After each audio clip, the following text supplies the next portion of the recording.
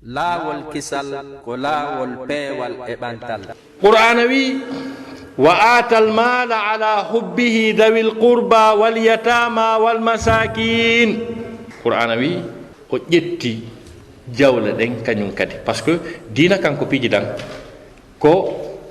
relation wonɗo hakkude jiyangel ngel e taguɗo on ko ɗum woni aqida, ɗum woni finde nden. e relation wonɗo hakkude jiyangel ngel e jama on ko ɗum wiyete al akhlaq wal muamalat.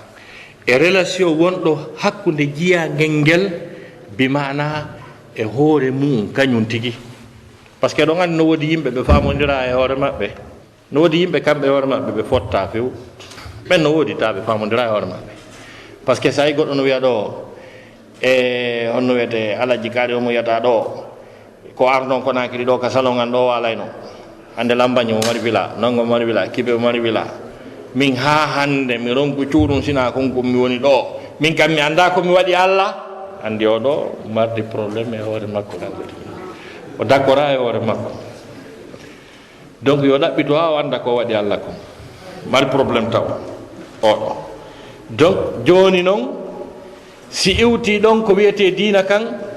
ko jikkuji ɗin al akhlaq, la conduite, le comportement hakkude maɗa yimɓe ɓen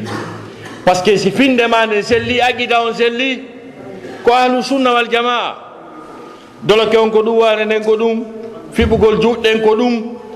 yata sirku mankinta sunna hoore jeegoje ɗen fof kono yurminta tagore Allah nden mosanta hay goto ka yiɗa ɗum wono warowo yimɓe mosanta hay goto hiwrodirta e hay goto yata fatunde yata dennabo yata sumu cuuɗi yata jokkere en ɗan hay puus yimɓe ɓen fof kala mo wonamo no wayi no garay ka yiite suti hanko tu woni moƴƴo on lunkoto ɓeygu mum wallinta dépense ko yonata yurminta ɓiɓɓe mum hiwrota ko kawtal mum ha jaka hay fus andi oɗo aqida o moƴƴi kono comportement on akhlaq on ma saali fami ko ɓen ɗon qur'ana wi qul bi sama ya'muruhum bihi imanuhum min kanu mu'minin so tawi tag aqida maɓɓe ko ɓe gondini konko ɗo addi ɓe yoɓe fuɗɗito ma saali andi ko ɗum Roger Garaudy wi ce n'est pas ce que nous disons de notre foi qui compte mais c'est ce que cette foi fait de nous. mi gondini mi hunjike qur'ana mi woni hin wona ɗum woni affaire on ko ɓay noon a gondini a hunjike qur'ana a juuli jamma wontuɗa noon hombo ɗum waɗuma honɗum ɗum waɗuma ne'iɗo neetiɗo yurmeteɗo mosanowo yimɓe ɓe wallitotoɗo ɓe mo wujjataɓe mo kansataɓe mo yerdnataɓe ɗum wattuma ɗum ɗon kono so tawi hay hunde sansali e jikkuma bonɗon ko hunjiɗa qur'ana kon ko fewɗa ko julɗa jemma kon haray dartu kadi programme ma on ceerno en. donc ɗum waɗi geɓal goo e nder dina kan ko wiyete al akhlaq ko jikkuji moƴƴi ɗin ko ɗo qur'an aya o yeehi ɗon kadi kisan wa atal mala ala hubbihi dawil qurba wal yatama wal masakin. qur'ana wi o ƴetti jawle ɗen ɗe o ɓuri yiɗude ɗen kadi o okkori ɗo yimɓe ko ɓen ɗon jatteteno ko ɓen lunkete ko ɓe rante ɓen ƴetteto ko accake sonkama nantodi rek no yoɓe pottoto. donc wono wirɗen noon o ƴetta mbuuɗi jawle makko ɗen ɗe o ɓuri yiɗude ɗen kadi wa atal mala ala hubbihi. mi jonno misal 100 francs guinéen 100 francs CFA 100 dollars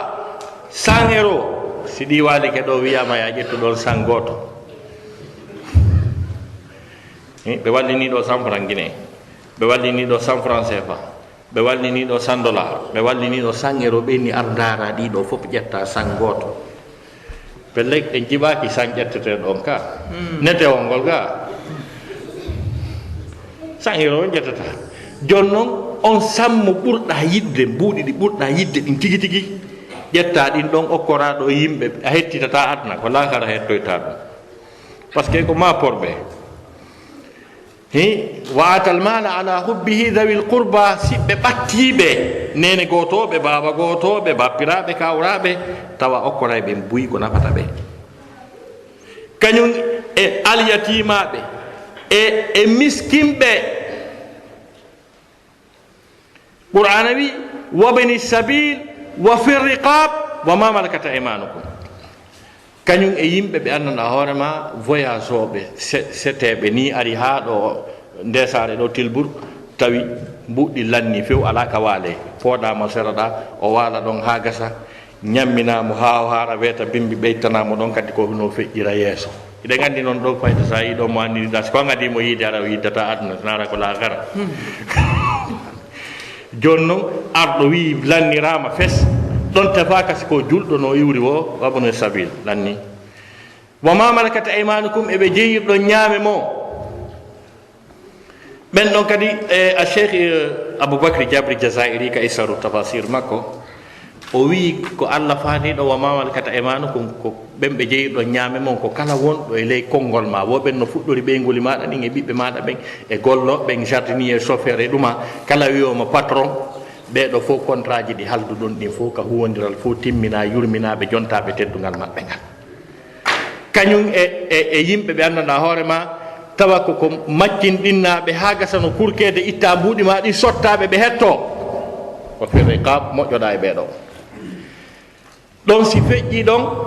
haray telemma sengo ko kulol allah ko jikkuji ɗin noon si tawi a okkori ɓeɗo mi sikka a yendayi ɓe ma a jattayɓe ma a janfotoɓe haray jikkuma o marsi si iwi ɗon noon qur'ana wi wal mufuna bi ahdihim ida ahadu oy ɗo o parti ɗo wallahi mo wawi ƴettude désordre tan leere ɗiɗi hara ɗen firude wal mufuna bi ahdihim ida ahadu